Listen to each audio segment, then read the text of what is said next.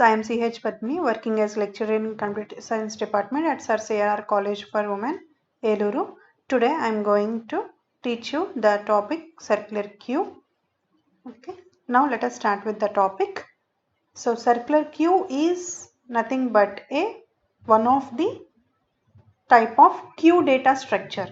So we already learned about queue data structure లో ఏ ప్రిన్సిపల్ని base అయ్యి మనం ఆపరేషన్స్ని పెర్ఫామ్ చేస్తాము, అసలు ఇన్సర్షన్ ఆపరేషన్ ఎటువైపు జరుగుతుంది, డిలీషన్ ఆపరేషన్ ఎటువైపు జరుగుతుంది, ఓకే, అండ్ ఆ ఆపరేషన్స్ పెర్ఫామ్ చేయడానికి ఏ ఫంక్షన్స్ మనము అప్లై చేస్తాము, ఇవన్నీ చూసాం. ఓకే, దాన్ని ఎలా ఎరేస్లో ఇంప్లిమెంట్ చేస్తాము, ఎలా లింక్ లిస్ట్లో ఇంప్లిమెంట్ చేస్తాము అనేది ప్రీవియస్ సెషన్స్లో చూసాము. So this is another type of queue data structure which is also a queue.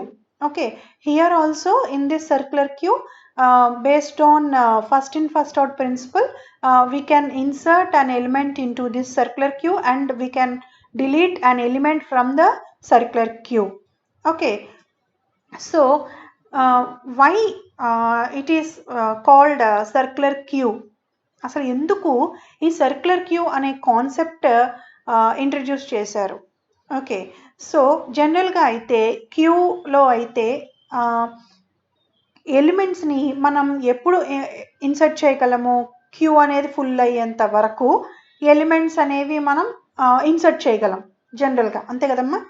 So ఎప్పుడైతే క్యూ అనేది ఫుల్గా ఉంటుందో we cannot insert any new element into that particular queue, అంతే కదా కాన్సెప్ట్. క్యూ అనేది ఫుల్ అయ్యేంత వరకు మాత్రమే నువ్వు ఎలిమెంట్స్ ఇన్సర్ట్ చేయగలవు, కానీ క్యూ అనేది ఎప్పుడైతే ఫుల్ అయిపోతుందో అటువంటి టైంలో నువ్వు ఎలిమెంట్ని ఇన్సర్ట్ చేయడం కుదరదు.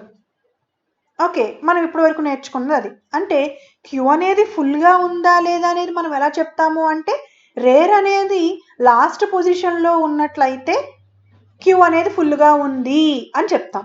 మనం కండిషన్ చూసాం, రేర్ ఈక్వల్ టు సైజ్ -1.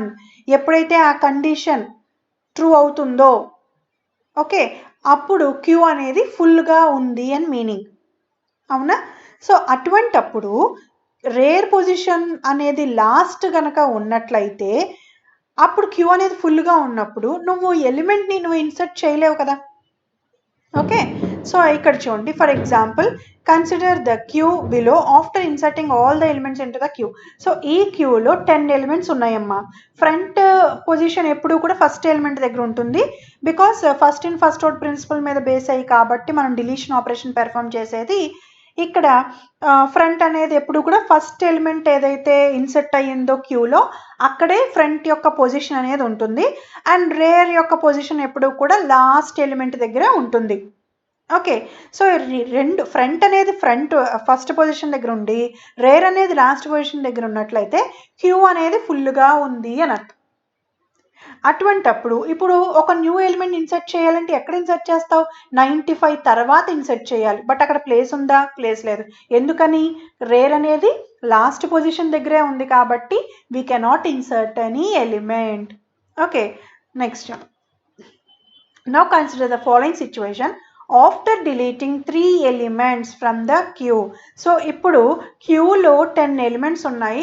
10 ఎలిమెంట్స్లో ఫస్ట్ 3 ఎలిమెంట్స్ డిలీట్ చేసేసాము. డిలీట్ చేసేసినప్పటికీ ఓకే, రేర్ యొక్క పొజిషన్ అనేది లాస్ట్లోనే ఉండటం వలన మనం క్యూలో ఒక న్యూ ఎలిమెంట్ని ఇన్సర్ట్ చేయలేం. ఎందుకని ఇన్సర్ట్ చేయలేము? సో ఎప్పుడు కూడా an element is inserted into the queue at rare position only. అంటే లాస్ట్లోనే మనకి న్యూ ఎలిమెంట్ అనేది ఇన్సర్ట్ అవ్వాలి ఆ క్యూలో, బట్ ఇక్కడ ఇన్సర్ట్ అవ్వడానికి రేరే లాస్ట్ పొజిషన్లో ఉంది, ఇంకా దాని తర్వాత ఏమీ లేదు. అప్పుడు నువ్వు ఒక న్యూ ఎలిమెంట్ని ఎక్కడ ఇన్సర్ట్ చేస్తావు? Even if there are some elements are deleted from the queue, కొన్ని ఎలిమెంట్స్ డిలీట్ అయిపోయినప్పటికీ రేర్ అనేది కనుక లాస్ట్ పొజిషన్లో ఉంటే we cannot insert an any element. Okay, ఒక జనరల్ ఎగ్జాంపుల్ తీసుకుందామా. మనం టెంపుల్కి వెళ్ళినప్పుడు క్యూ లైన్ ఫాలో అవుతాము. సో ఫర్ ఎగ్జాంపుల్ క్యూలో 10 ఎలిమెంట్స్ ఉన్నాయి. ఫస్ట్ 3 ఎలిమెంట్స్ వాళ్ళ టికెట్ తీసుకోవడమో లేదా ప్రసాదం తీసుకోవడం ఆ కౌంటర్లో తీసుకుని ఆ క్యూలో నుంచి డిలీట్ వెళ్ళిపోయినప్పటికీ రిమైనింగ్ 7 పర్సన్స్ అలాగే ఉన్నారు. ఓకే, అలాగే ఉన్నప్పుడు రేర్ పొజిషన్ ఎప్పుడు ఎక్కడ ఉంటుంది? ఆ queue line standard is only 10 members only అనుకుందాం. సో ఇప్పుడు 11th మెంబర్ వచ్చి యాడ్ అవ్వాలి అంటే అక్కడ కెపాసిటీ లేదు, కానీ ముందు సమ్ ఎలిమెంట్స్ అనేవి డిలీట్ అయిపోయినాయి. అలా డిలీట్ అయిపోయినా ఈ వెనకాల ఉన్న ఎలిమెంట్స్ అనేవి ముందుకి మూవ్ అవ్వందే అక్కడ వెనకాల ప్లేస్ అనేది ఖాళీ అవుతుందా? అవ్వదు. ఖాళీ అయితేనే అక్కడ వచ్చి ఒక న్యూ ఎలిమెంట్ అనేది ఇన్సర్ట్ అవ్వగలదు. కానీ వాళ్ళు కనుక ముందుకు మూవ్ అవ్వకపోతే ఎప్పటికీ ఆ పొజిషన్ ఖాళీ అవ్వదు. ఏ పొజిషను? Rare position. ఎప్పుడైతే రేర్ పొజిషన్ ఖాళీ అవ్వదో అక్కడ ఒక న్యూ ఎలిమెంట్ అనేది క్యూలో యాడ్ అవ్వదు, అసలు పాసిబిలిటీ ఉండదు. మీకు కాన్సెప్ట్ ఇప్పుడు ఆ జనరల్ ఎగ్జాంపుల్ అర్థమైందమ్మా? ఇప్పుడు ఆ వెనకాల ఉన్న ఎలిమెంట్స్ ముందుకి మూవ్ అవ్వితే అప్పుడు ఆ వెనకాల ప్లేస్ అనేది ఖాళీ అవుతుంది, అక్కడ ఎలిమెంట్స్ అనేవి ఇన్సర్ట్ అవుతాయి. Okay, so this is the concept of circular queue. Okay, అంటే ఇప్పుడు ఇక్కడ చూడండి 3 ఎలిమెంట్స్ డిలీట్ అయిపోయినాయి, ఇంకా రిమైనింగ్ 7 ఎలిమెంట్స్ అలాగే ఉన్నాయి. ఓకే, అప్పుడు అలాగే ఉన్నప్పుడు ఒక న్యూ ఎలిమెంట్ వచ్చి ఎక్కడ యాడ్ అవుతుంది? Rare is still at last position, అవునా? సో ఇక్కడ ఖాళీ అవ్వాలి అంటే ఎయిదర్ వీళ్ళు ముందుకు మూవ్ అవ్వాలి, లేదా వీళ్ళు మూవ్ అవ్వకపోతే వీళ్ళైనా సరే ఆ 3 ప్లేసెస్ని ఆక్యుపై చేయాలి. అంటే 95 25 దగ్గరికి, 75 30 దగ్గరికి, 90 అనేది 51 దగ్గరికి మూవ్ అయితేనే ఇక్కడ ఈ 3 ప్లేస్లు ఖాళీ అవుతాయి. అప్పుడు న్యూ ఎలిమెంట్ వచ్చి ఇక్కడ యాడ్ అవుతుంది 3 ప్లేసెస్లో. ఓకే, సో ఎప్పుడైతే ఇలా ఫ్రంట్కి మూవ్ అయినాయో రేరు ఫ్రంట్ రెండు కూడా ఒకే పొజిషన్ దగ్గర ఉంటాయి.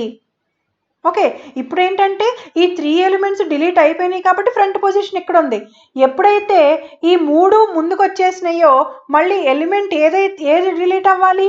ఇక్కడ దగ్గర డిలీట్ అవ్వాలి, అవునా? కాబట్టి ఈ రేర్ ఇక్కడే ఉంటుంది, ఫ్రంట్ కూడా ఇక్కడే ఉంటుంది. So in the circular queue concept, front and rear will be at the same position initially. Okay. So this situation also says that queue is full. So ade cheptunnaru chudandi. And we cannot insert the new element because rear is still at last position. In the above situation, even though we have empty positions in the queue, we cannot make use of them to insert new element. So ఇక్కడ elements అనేవి delete అయినప్పటికీ rare అనేది last పొజిషన్లో ఉండటం వలన new element వచ్చి add అవ్వడానికి ఇక్కడ ఛాన్స్ లేదు. Okay, this is the major problem in normal queue data structure. So to overcome this problem we use circular queue data structure. అందుకని ఆ ప్రాబ్లమ్ని ఓవర్కమ్ చేయడానికే ఈ సర్క్యులర్ క్యూ డేటా స్ట్రక్చర్ అనే దాన్ని మనం యూస్ చేసుకుంటాం. Okay, a circular queue can be defined. దాని యొక్క డెఫినేషన్ చూడండి. Circular queue is a linear data structure in which operations are performed based on first in first out principle. ఓకేనా? So queue data స్ట్రక్చరే కాబట్టి ఇది కూడా queue ఎలాంటి principle base అయ్యి ఆపరేషన్స్ పెర్ఫార్మ్ చేస్తుందో ఈ సర్క్యులర్ క్యూ కూడా అదే ప్రిన్సిపల్ని ఫాలో అయ్యి ఆ ఆపరేషన్స్ని పెర్ఫార్మ్ చేస్తుంది.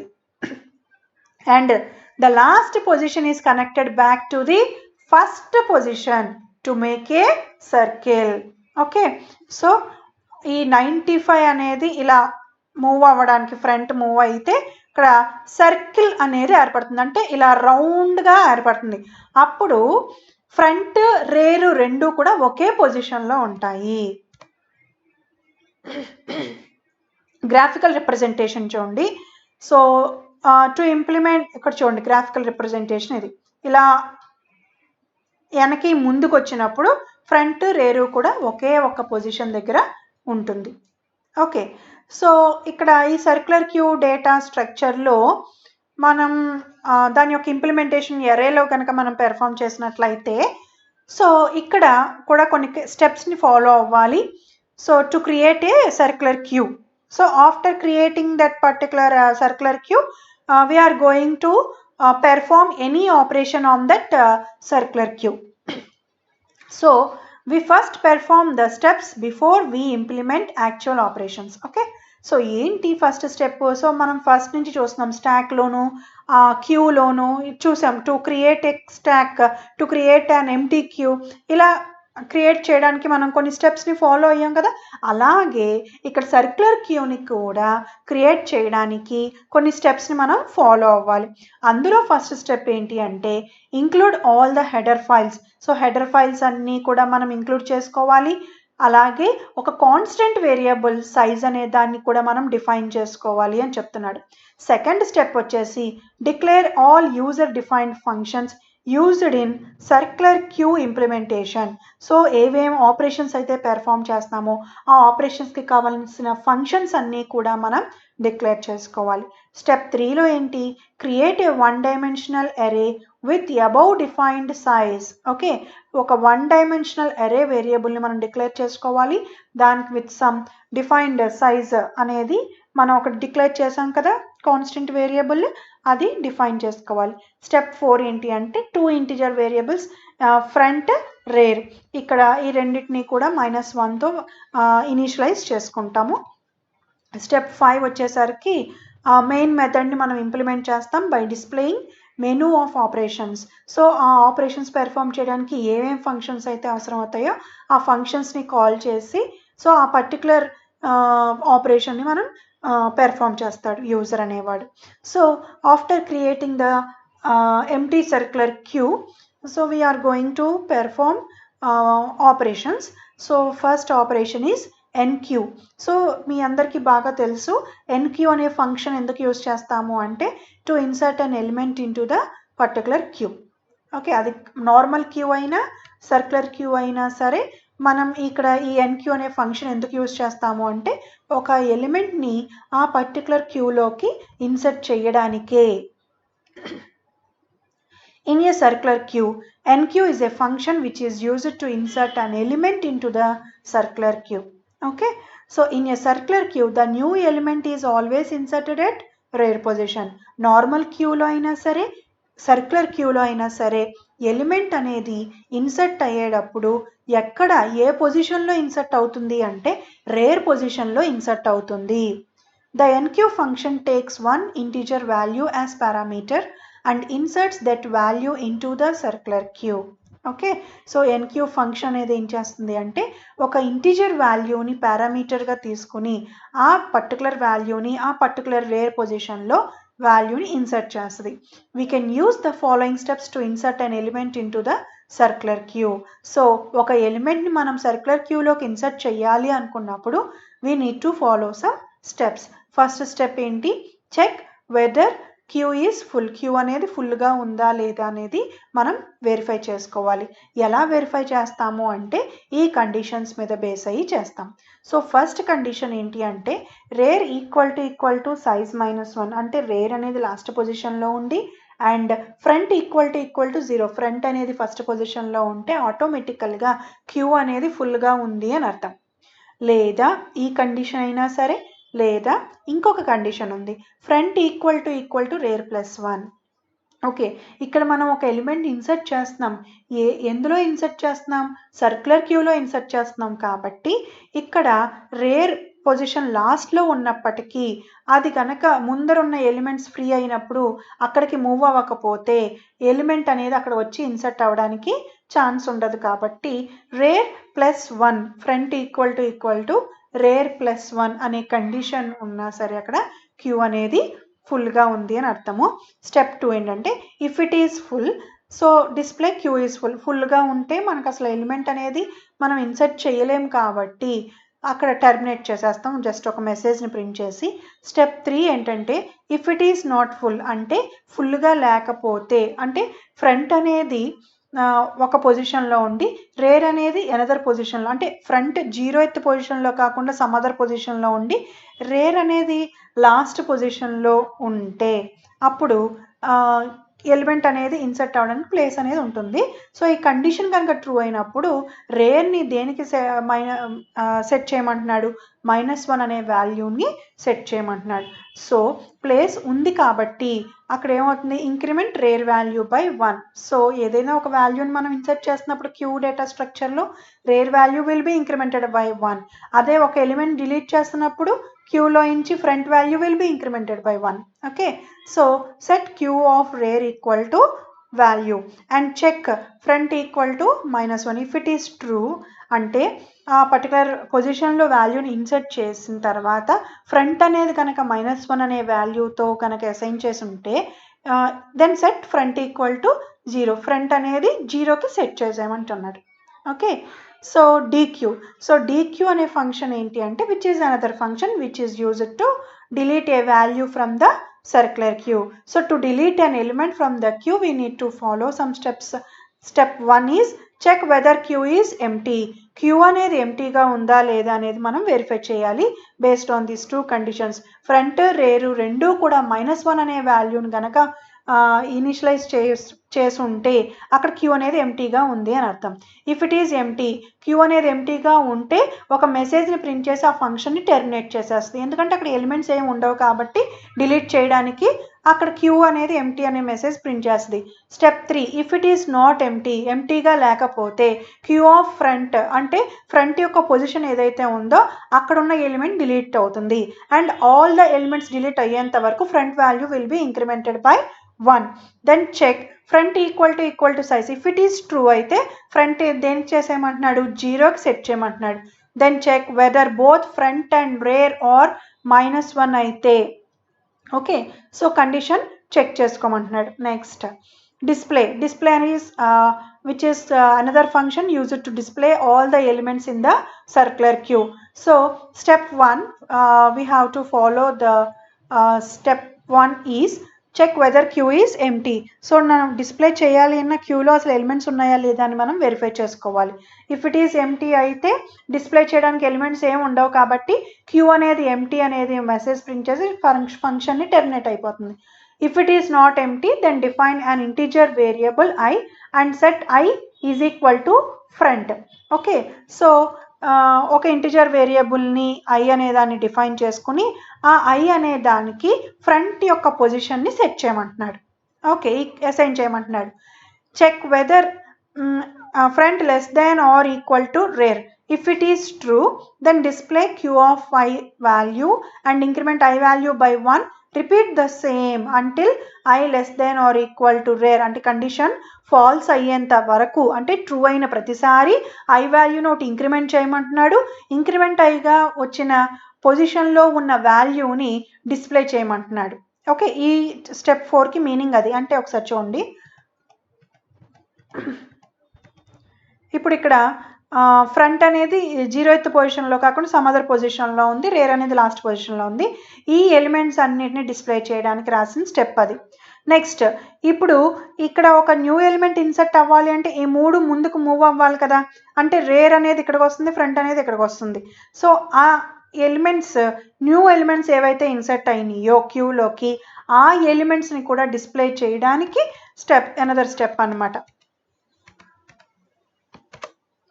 ఇది స్టెప్ 5 అనమాట. ఈ front less than or equal to rear is false, ఈ కండిషన్ కనుక ఫాల్స్ అయితే then display queue of I value. ఇక్కడ కూడా మనం వాల్యూస్ అన్నిటిని మనం ఇంక్రిమెంట్ చేసి I వాల్యూ అనేది ఇంక్రిమెంట్ చేసి ఆ పర్టికులర్ పొజిషన్స్లో ఏ వాల్యూస్ అయితే కొత్తగా ఇన్సర్ట్ అయినాయో అవన్నీ కూడా డిస్ప్లే అయ్యేంత వరకు I వాల్యూ అనేది ఇంక్రిమెంట్ అవుతుంది. ఆ ప్రాసెస్ రిపీట్ అవుతుంది until I less than or equal to size -1, అంటే చివరికి వచ్చేసేంత వరకు. ఓకే, ఎలిమెంట్స్ అన్నీ కూడా డిస్ప్లే చేసేంత వరకు. ఓకే, ఈ కండిషన్ ఫాల్స్ అయ్యేంత వరకు మనకి ఈ ప్రాసెస్ అనేది రిపీట్ అవుతుంది. అంటే మీకు ఇప్పుడు అర్థమైందమ్మా? సో ఫస్ట్ ముందు స్టెప్లో ఏంటంటే ఈ ఎలిమెంట్స్ అన్నిటినీ డిస్ప్లే చేసేంత వరకు, నెక్స్ట్ ఈ 3 ముందుకు, ఇప్పుడు మనం సర్క్యులర్ క్యూ కదా చూస్తుంది, ఈ 3 ముందుకు మూవ్ అయినప్పుడు ఇక్కడ ఖాళీ అవుతుంది. ఈ ఖాళీ అయిన ప్లేస్లో కొత్త ఎలిమెంట్స్ ఇన్సర్ట్ అయినప్పుడు వీటిల్ని కూడా మనం డిస్ప్లే చేయాలి కదా. ఆ డిస్ప్లే చేయడానికి రాసిన స్టెప్ అనమాట. అంటే చివరికి వచ్చేంత వరకు i less than or equal to size -1 condition false అయ్యేంత వరకు, అంటే ఈ లాస్ట్ కొత్తగా ఇన్సర్ట్ అయిన 3 ఎలిమెంట్స్ని డిస్ప్లే చేసేంత వరకు అక్కడ ఈ స్టెప్ అనేది రిపీట్ అవుతుంది అనమాట. Okay, next applications of circular queue. Okay, so ఎప్పుడైతే ఈ కండిషన్ ఫాల్స్ అవుతుందో ప్రాసెస్ అంతా రిపీట్ అయ్యి ఆల్ ద ఎలిమెంట్స్ని డిస్ప్లే చేసిన తర్వాత ఐని 0కి సెట్ చేసామంటుంది.